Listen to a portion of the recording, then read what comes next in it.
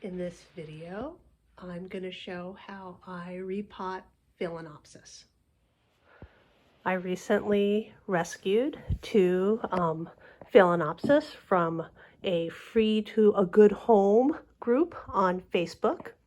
The giver was looking for an orchid whisperer, and I volunteered myself. These Phalaenopsis are currently in bark, and I don't like to grow mine in bark, and so I'm going to repot these into sphagnum moss. The reason I like sphagnum moss is that I don't tend to water enough for growing in bark in Chicago. In the winter especially, with the heat on, it can get down to 30% relative humidity, and that's just way too dry for Phalaenopsis.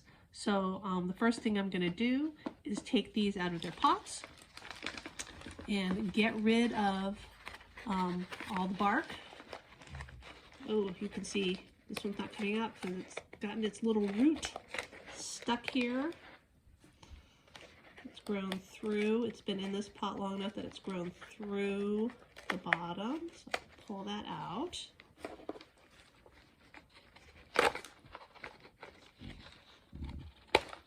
All right. And you can see commercially it was started in a plug. I'm going to get rid of the stems and basically peel as much of this. Oh, this actually wasn't bark. This is a coconut core. But I'm going to just get rid of all this stuff. I'm probably not going to pull all the coconut core off just because I don't want to damage the roots too much, but I'm going to repot this into sphagnum.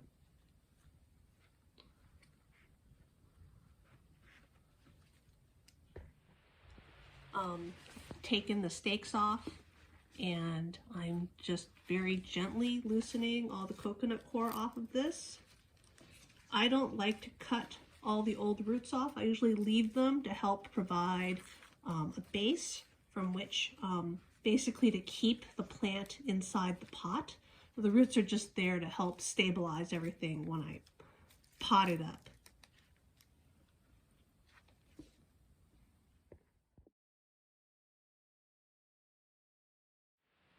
Now that the media has been removed from both of these, I'm going to go ahead and cut the spikes off. Even though the one that was in coconut core still has some flowers on it, I want it to spend its energy on establishing itself in its new environment.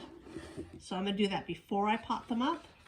I've got some titanium pliers that not pliers, cutters that I have heat sterilized on the stove, and I am going to just snip right here at the base.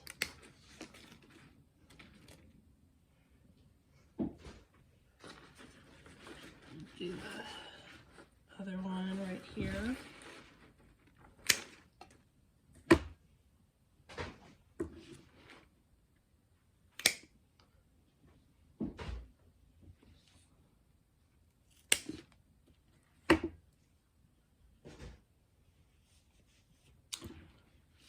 All right, and now they're ready to be potted up. I normally like to put Phalaenopsis in pots where the pots are, the diameter of the pot is half the width of the leaves. So like basically this big a pot. But unfortunately, I don't think either of these store phals have really great root systems. So I'm actually going to put them in a smaller pot because I don't want them to be over potted and then have the roots rot in the sphagnum moss. The trick with using sphagnum moss is that you don't pack it in really tight, and then that will keep root rot from happening. So here's one pot, and here's another pot. And these are just, as you can tell, these are going to be a little big in these pots, but maybe once they're established, I can move them up to a larger pot. All right, so I like to use long grain sphagnum moss, the New Zealand sphagnum moss, and the other part of this I got this from, I think, Orchid File.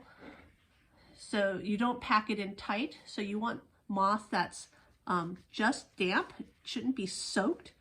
And so I'm going to probably squeeze like the excess moisture out of this, like this. So I just want it to be lightly damp. I don't want it to be soaking. And that way it'll be spongy. I don't want it like packed in. I want it like light and fluffy. I'm going to take my Phalaenopsis. I usually like to put a little bit down right at the bottom because a lot of these I take to work and I do bottom watering at work. And so I put them in dishes at work and I just bottom water up. So I am going to gently wrap the roots. Get it close enough so you can see me gently wrapping the roots. Basically like in a ball of sphagnum moss. And then so gently tuck it into the pot.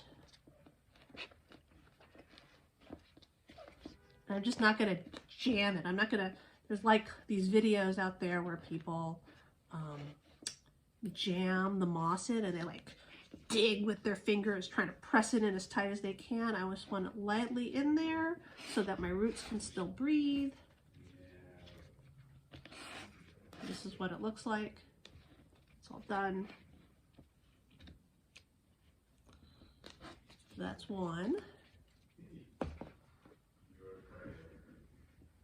Okay, I'll do the second one.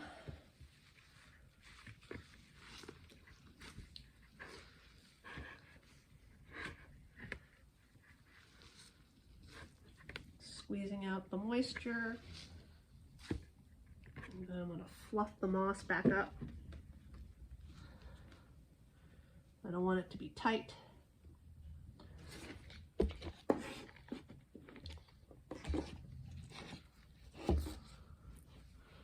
Again, and this one you can see really the only good roots are sort of here up at the top. These are not very good at all. I'm going to very gently wrap it around.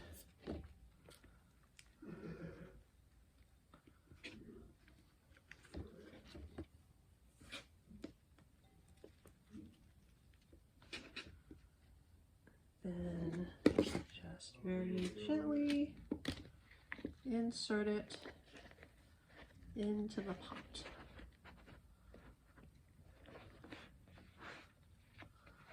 I usually do this in a way where I can have the plant sort of centered in the pot.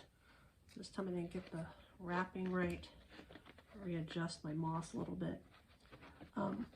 This just makes it more balanced so that as the Phalaenopsis grows up, it doesn't tilt to the side. That's why I get it in the middle. It just makes it easier to grow these in my office. And you can tell, like, this isn't a very great root system, right? These are really floppy. And hopefully be much happier this way and do much better. So that's how I repot Phalaenopsis, and I hope you learned something.